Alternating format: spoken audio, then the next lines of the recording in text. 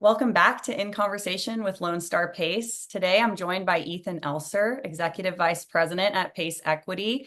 Many of y'all are probably familiar with Pace Equity. They're one of the leading providers of C-PACE financing in the United States.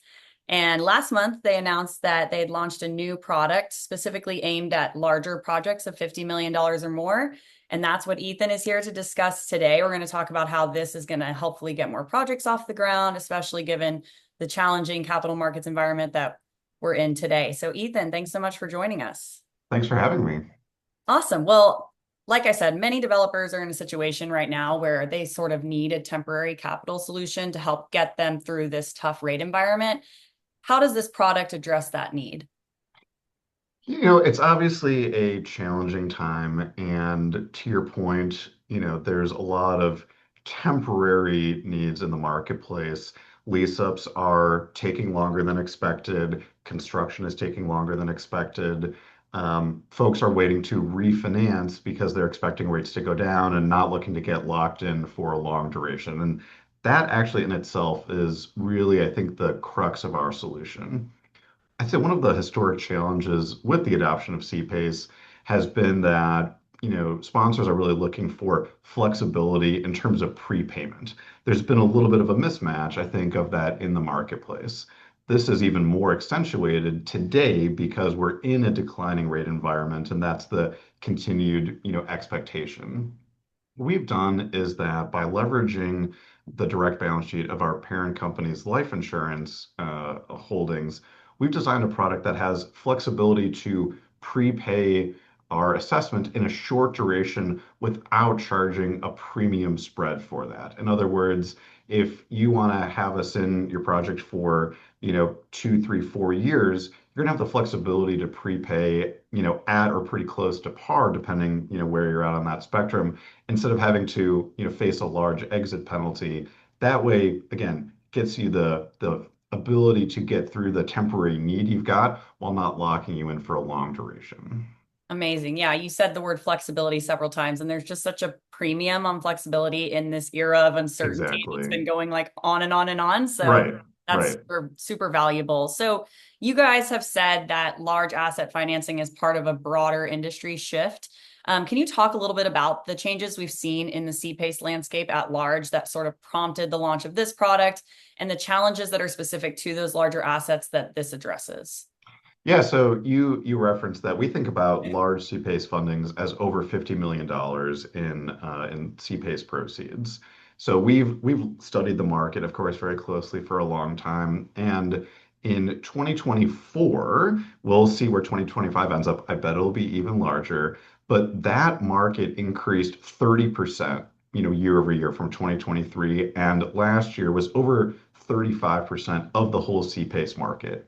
Again, that trend just from the closings that we've seen has continued. So what we think about is that's a big and growing part of the marketplace. We want to be in that, but have a different way to go about it with a more compelling product. And that's really what we're seeing, Olivia, is that we're talking to groups who, again, historically have said, we like the pricing of CPACE. We like what it does in terms of our project and returns and kind of the need that it fulfills, but we really can't be locked in for a long duration. So this is really a differentiated offering in the marketplace that we've brought.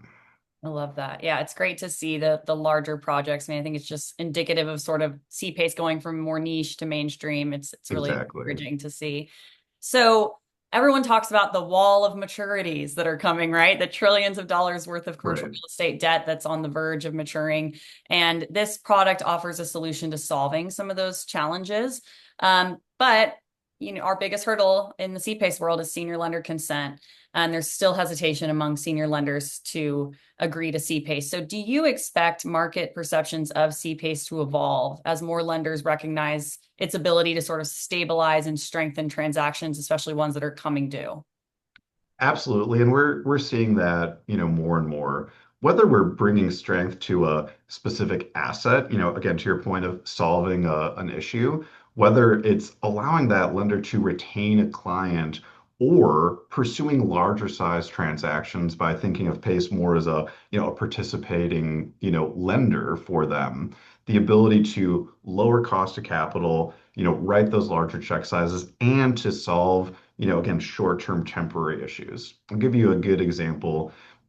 We funded a project. It was a senior living project that was, as many projects are right now, taking longer to stabilize than expected. Mhm. They were ending up in a challenging spot, which was that their construction loan was maturing and ballooning, and they were not going to be in a great position to refinance it, given the fact that their lease up was behind schedule. So let's just say their options, and when I say there, I really am talking about all the stakeholders. So Mhm. meaning the sponsor and the lender, they were not in a great position, right?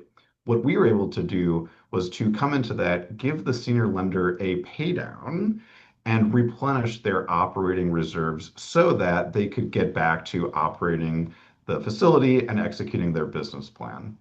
So this was compelling for all the parties because then what it enabled the lender to do was feel that the asset was on a good trajectory and ultimately extend that maturity of that loan, giving them that runway to do that. That's the power of CPACE, is that we can come in and just help these assets, again, to your point, on a temporary basis that need to get through the current environment, and we can be a real solution for that. Sponsors are recognizing that, lenders are recognizing that. Over, I'd say 50% of the deals that PACE Equity does on an annual basis have first-time consenting lenders. Wow. That's just great evidence, and it's been that way for a long time. It used to be, of course, 100% and 75%, but it still is the majority of what we're doing. So it just speaks to the fact that CPACE is maturing as an asset class, and you're seeing more and more institutional quality sponsors doing transactions. And this is a way for those lenders, again, that, in a different vein, want to maintain those relationships, help them, whether it's that asset or making a deal that they want to lend on. Ultimately, there's a lot of good lending still out there to do, make it all work.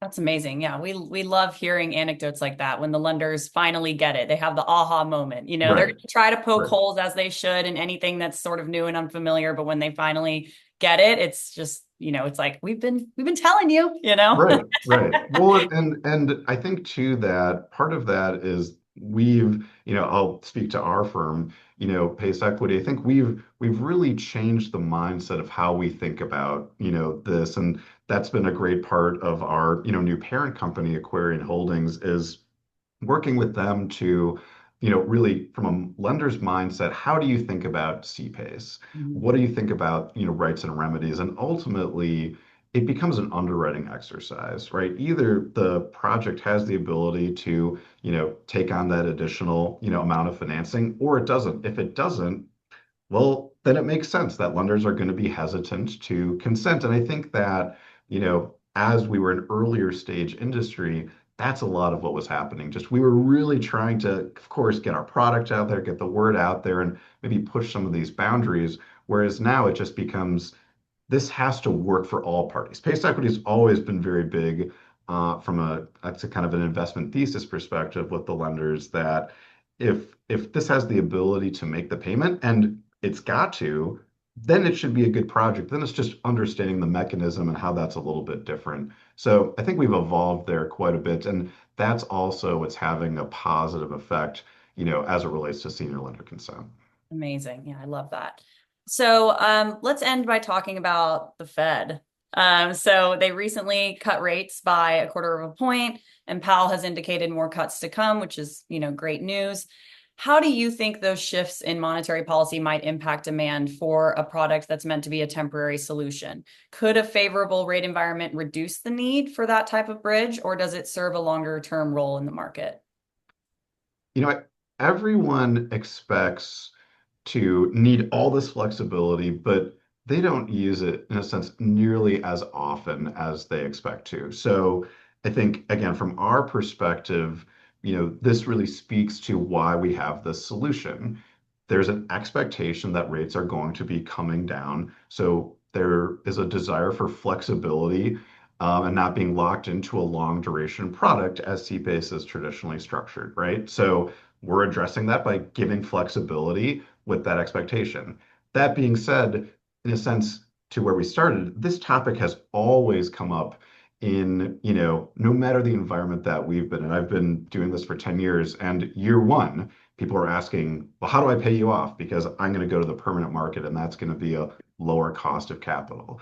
At the same time, our portfolio track record does not kind of, foot with that. In other words, everyone wants that flexibility, but how quickly they actually utilize it is almost always longer than they expect. Yeah. So, but it's a perception versus reality thing, right? So this is our way of saying we understand that you want the flexibility. We're going to give it to you to not let that be an issue, but at the same time, probably you don't need it as quickly as you think. But that's great. We want our capital to be out there as long as possible. This is just removing a perceived barrier to CPACE execution.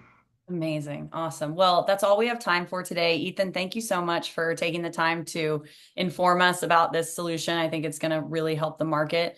I am going to let audience members know how they can reach you at the end of the video. There will be an email address Sure. for anyone who wants to reach out to Ethan about this.